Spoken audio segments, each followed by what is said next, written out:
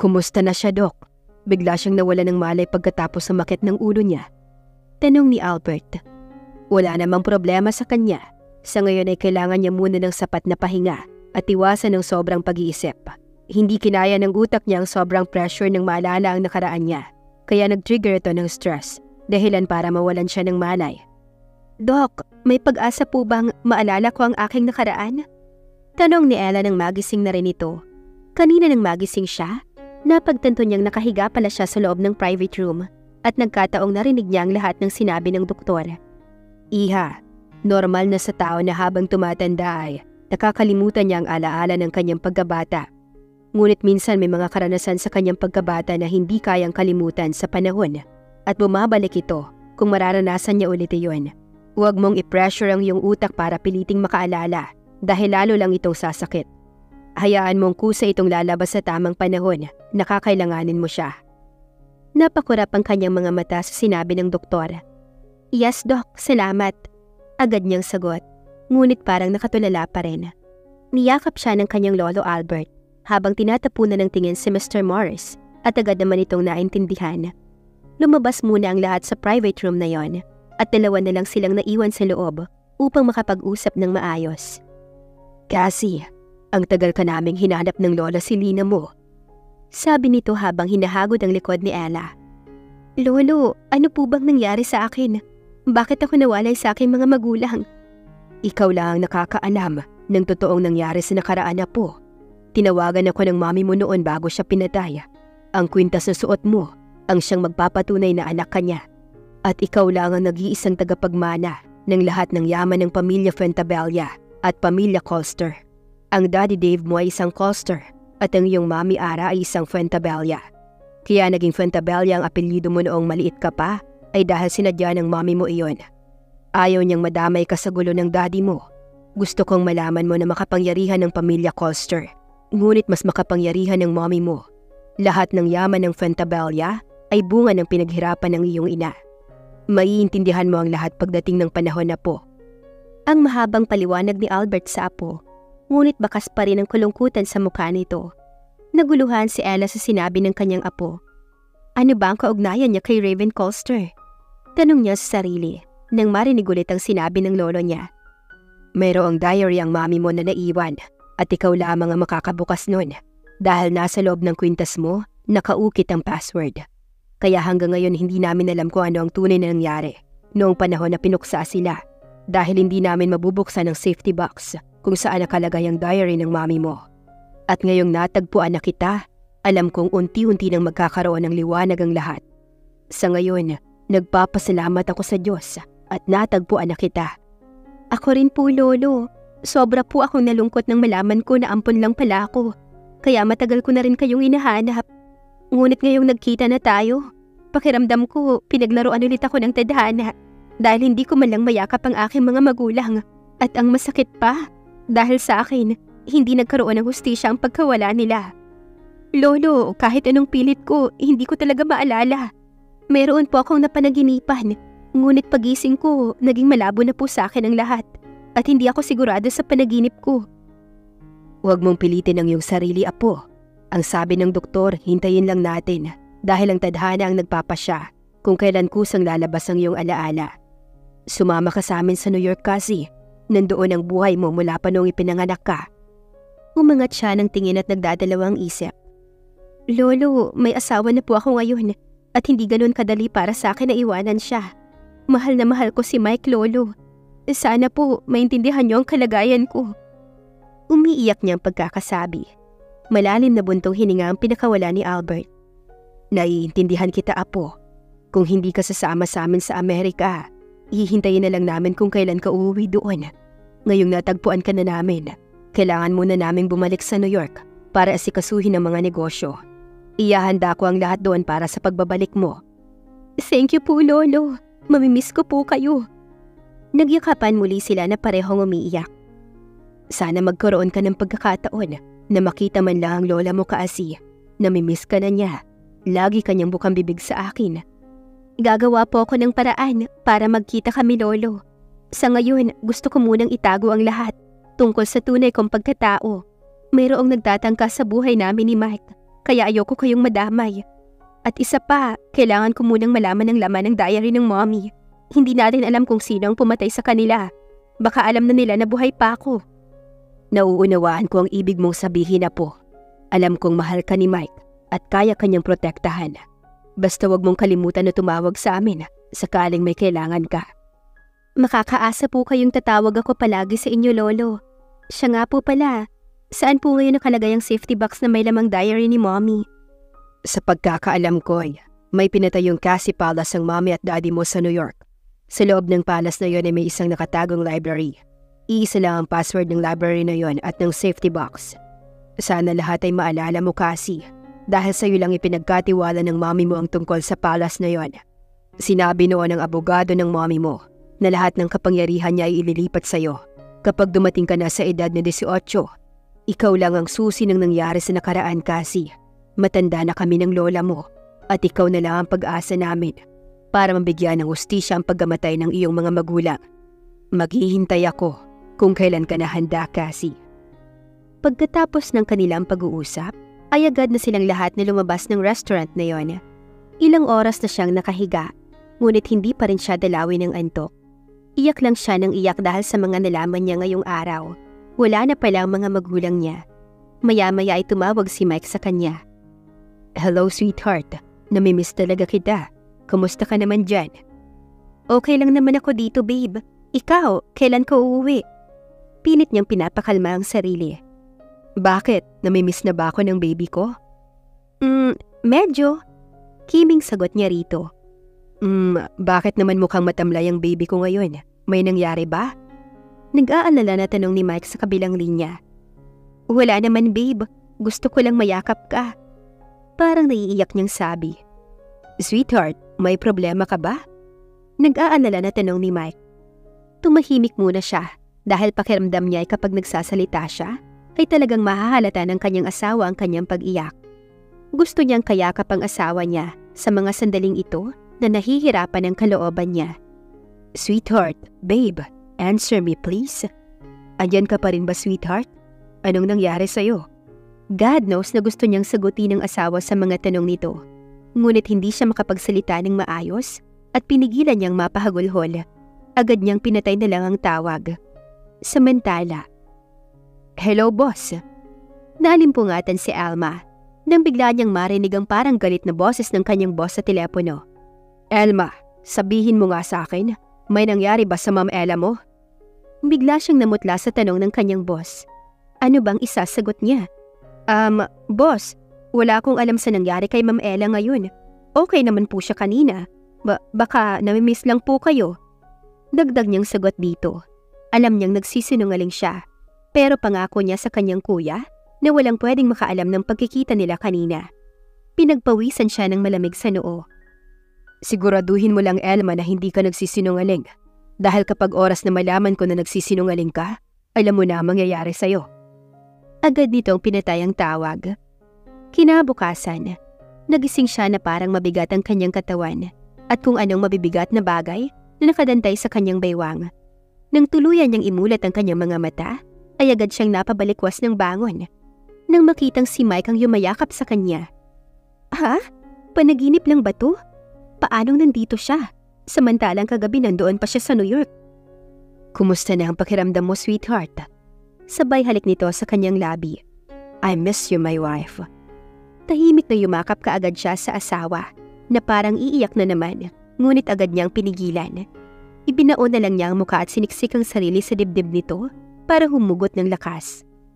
Sweetheart, may nangyari ba sa'yo nung wala ako? Tanong ulit nito sa kanya. Paano ka nakauwi, babe? Akala ko sa susunod na araw ka pa uuwi. Pag-iiba niya ng usapan. Kailangan kong umuwi dahil nag-aalala ako sa'yo. Hindi mo man lang sinasagot ang tawag ko. Sorry, babe. Nakatulog na kasi ako eh. Pagsisinungaling niya. Sweetheart, kung ano man ang problema mo, pwede mong i-share sa akin. Baka makatulong ako. Wala naman akong problema, babe. Namiss lang kita kaya ako nagkakaganito. Sigurado ka ba? Nandito na ako ngayon. Iiyak ka pa rin ba? Bakit naman ako iiyak? Anong hindi? Tignan mo nga yung mga mata mo. Namumugto na sa kakaiyak mo. Magdadahilan ka pa ba, ha, Mrs. Baldalion?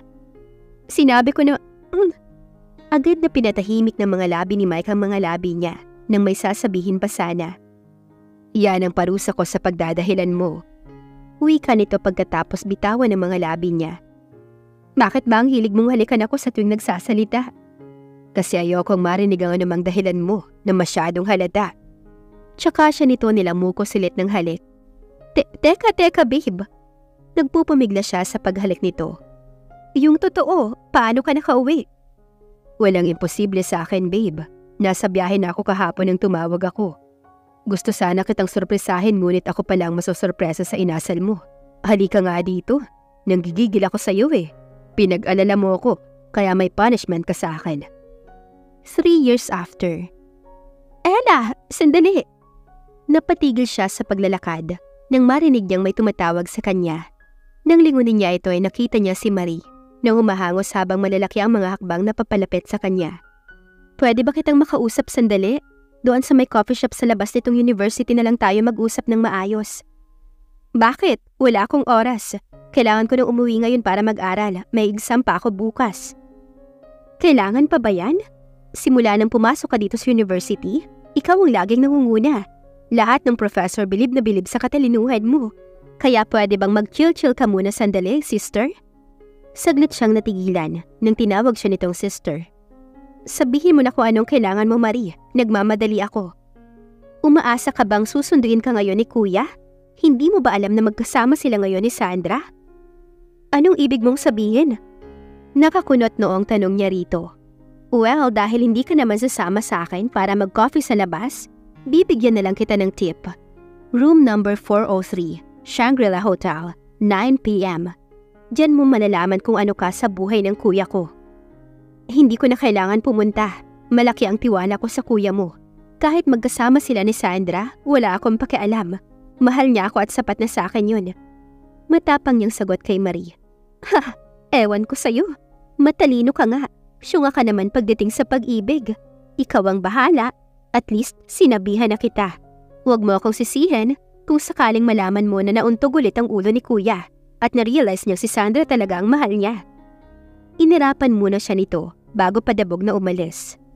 Naiwan siyang nakatulala sa labas ng gate ng university na kanyang pinapasukan. Sa 3 taon na pagsasama nila ni Mike, alam niyang mahal na mahal siya nito. Kahit paminsan ay nag-aaway sila dahil sa pagsiselos nito kay Raven. Pero agad naman nilang nasisettle ang kanilang problema. Sumasama lang naman siya kay Raven dahil inaalam niya kung ano ang ugnayan nilang dalawa bilang coaster. Ngunit hindi niya magawang sabihin ito kay Mike sa takot na masisira lahat ng plano niya. Hindi niya alam kung sino ang mastermind sa pagkawala ng kanyang mga magulang. Pero ano nga ba ang mayroon sa Shangri-La Hotel? Agad siyang nakabawi mula sa malalim na pag-iisip nang marinig niyang malakas na busina ng sasakyan. Ma'am Ella! Tawag sa kanya ni Mang Edwin, ang kanyang personal driver. Nandito po ang sasakyan. Masyadong malalim po yata ang iniisip niyo at nalagpasan niyo na lang ako. Ah, Mang Edwin, kayo po pala. Pasensya na po kayo Hindi ko kayo agad nakita eh. Medyo na-stress kasi ako ngayon dahil final exam na namin bukas. Pagdadahilan niya. Naiintindihan ko naman yun, Ma'am Ella. At least ngayong taon gagraduate ka na. Oo nga ho eh, ang bilis ng panahon. Mabuti naman Mang Edwin kayo ang sumundo sa akin. Opo ma'am, sinabi kasi sa akin ni Sir Mike na ako lang daw muna ang susundo sa inyo dahil may business meeting siya sa Shangri-La Hotel. Maya-maya pa ay tumunog ang kanyang cellphone at si Mike ang tumatawag. Hello babe, nagkita na ba kayo ni Mang Edwin? Yes babe, pauwi na kami ngayon. Agad niyang sagot sa asawa. Good, wag mo na akong hintayin mamaya, okay? Medyo matatagalan ang business meeting ko ngayon sa foreign investors. Sa labas na lang ako mag-dinner. I love you sweetheart. Mwah! Sige, I love you. Hindi na niya natapos ang you two. Nakarugtong dahil naputol na agad ang linya. Sana Mike, hindi ka nagsisinungaling sa akin. Dasal ng isipan niya. Pagdating ng kanilang mansion, ay agad na siyang nag-aral para sa final exam niya bukas. Ilang buwan na lang ay magtatapos na siya. Doctor of Medicine ang kinuha niyang kurso. Dahil nalaman niyang libo-libo ang hospital branch ng kanyang pamilya na kailangan niyang i-manage kapag handa na siya. Pagkatapos niyang mag-aral ay bumaba na siya upang maghapunan.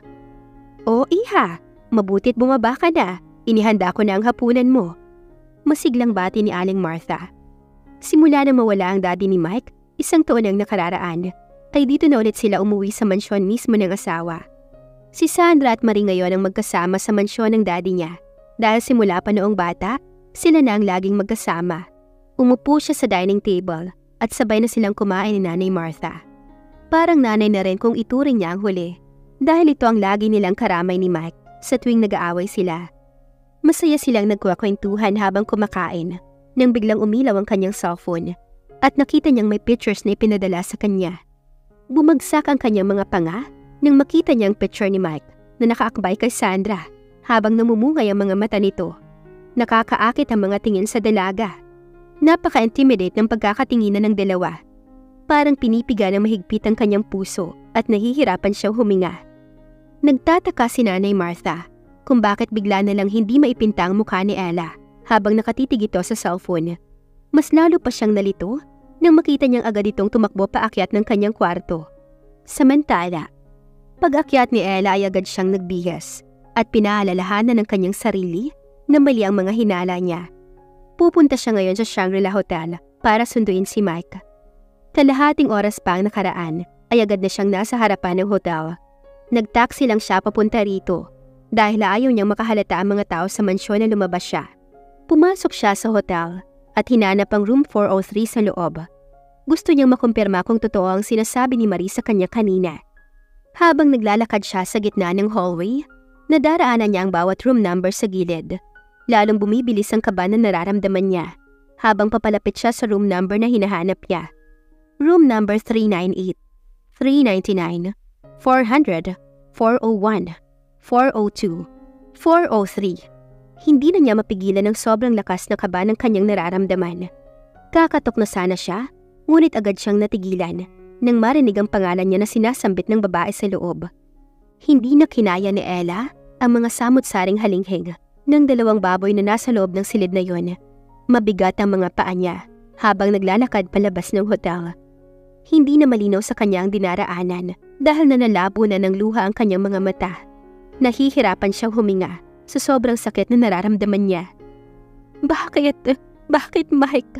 Akala ko'y mahal mo rin ako. Bakit, babe?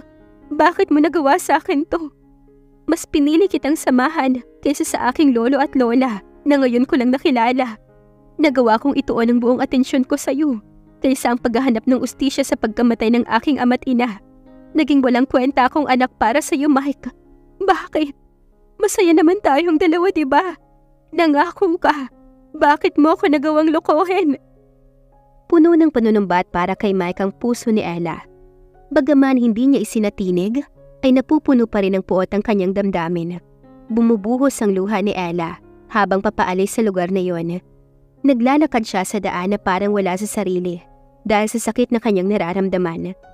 Nasa ganoon siyang sitwasyon nang biglang may humintong itim na van sa kanyang harapan at agad na tinakpan ang kanyang ilong. Naramdaman na lang niyang unti-unting nandilim ang kanyang paningin at nawala na siya ng malay. Matagal na siyang walang personal bodyguard na kasama. Simula nang malaman ni Mike na palihim silang dalawa ni Alma na nakipagkita kay Raven Colster, ay agad na niyang pinadispatcha si Alma sa mga tauhan niya. Sa sobrang galit ni Mike, 1 taon ding nakoma sa ospital si Raven dahil sa bugbog at bali-baling buto sa katawan.